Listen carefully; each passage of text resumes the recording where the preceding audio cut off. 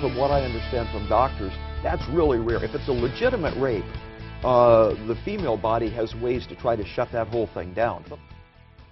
How in the world do you recover from a statement like that? Missouri Republican Senate candidate Todd Akin set off a firestorm of controversy with those remarks. Well, he has since apologized for his comment, but apparently that's not enough. Both Democrats and Republicans are calling for him to drop out of the Senate race.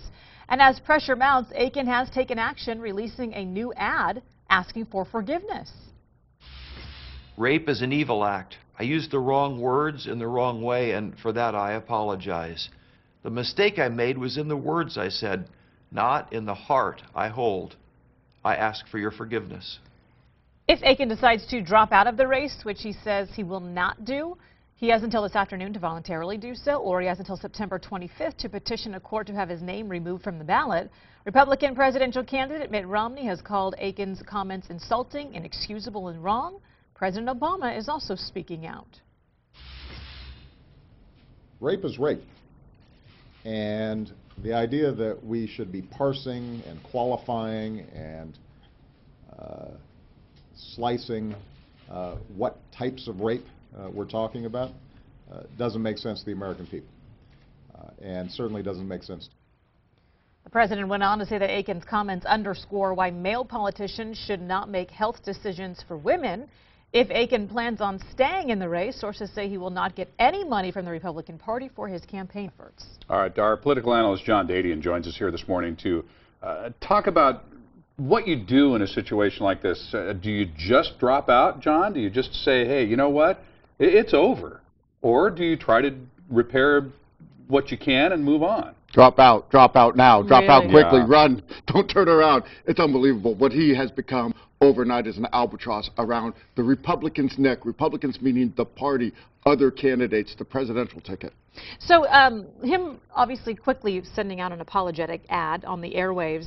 What did you think of his apology there? Did you think it was valid, or do you think people are saying, you know what, the damage is done, just stop talking? Smart to do a quick response always, and in today's technology, it's amazing how quick you can cut a TV commercials. I remember in the olden days, when I started 25 years ago, it took a while to cut a commercial. Now they do it overnight. Here's what the difference is. That type of apology is suitable if he was an incumbent running for re-election, you know, already in office and wanted to keep his seat. When you're challenging an incumbent, which he's doing, etc., this just doesn't cut it. This really is over. Yeah, and an apology, I'm not sure that's what was called for here even. I mean, you hold certain views, you don't apologize for your views.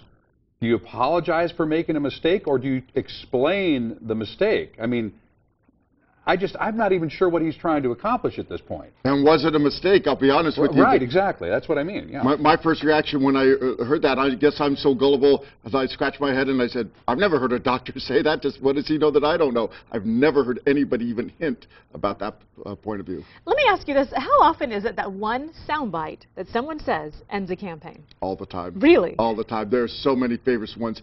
We forget in the 1976 presidential race, it ended up, it was a wide gap for a while. Towards the end, it got very close. But one of the great gaps in that is during a debate, the incumbent, President Ford, said, that was in the late 70s, he said, Soviet Union does not dominate Eastern Europe. The reporter, the moderator, tried to pull him back, saying, you didn't mean that, and he stuck to it.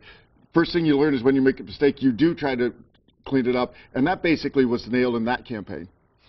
So the fact that he is not going to get any money from the Republican Party, I mean, you can't conduct a statewide campaign for the Senate without getting money from your own party, can you? The famous Californian. I do love my quotes, and this is a quote that's going to go down in history, but the quote I think is applicable here is a famous Californian, Jess Unruh, said, money is a mother milk of politics. The Republican Senatorial Committee has pulled their money. Karl Rove Super PAC has pulled their money. And the Tea Party has pulled their support for him. You're losing all those things. That's your base. If you lose that, you've got nowhere to go, which is what his position is right now. Hypothetically, if you were advising him and he wanted to stay in the race, what would you tell him to do now after releasing the apology? If I was advising him and he wanted to stay in the race, I would say, have a nice day, and I'd walk out the door as a consultant. he absolutely needs to drop out, and I would go as far as saying, you haven't heard anybody else say this yet, I think he needs to consider resigning his congressional seat. Well, and I think that'll be the next thing people will start to talk about. Now, if he does get out of the race, assuming he does, I know it's very important to the Republicans to try to contest this race against the incumbent Claire McCaskill. as they're looking for control of the Senate. This is a hugely important race. Can anybody get into this race at this late in the game and still have a chance of defeating the incumbent? Absolutely, Mark. Again, even though it's a U.S. Senate race, each state has different rules about how they fill it, whether it's a party, the governor, that type of thing. So I'm not sure in this particular case how they fill it. Absolutely. I mean, there's always a good farm team by both. But you made a great point. There is a bigger picture. There's two important things. Not only the control of the Senate, which is very important, as we've seen, but also this is affecting the presidential race for this real simple strategy on my part, and that is if the debate switches to any type, in this case, very controversial issue, social issues, the Democrat, meaning President Obama, wins. If it stays on the economy, I think Romney wins. And that's really what's going on here. The Republicans, and they've done a good job. Romney's coming out strong, but they need to pull it back to get back on the economy. If this goes on, talking about how a Republican made this type of statement, it could affect the presidential race greatly. Sure is interesting. We also appreciate your expertise coming in and giving us your thoughts about this. Very good. John Dadian, Thank you, John.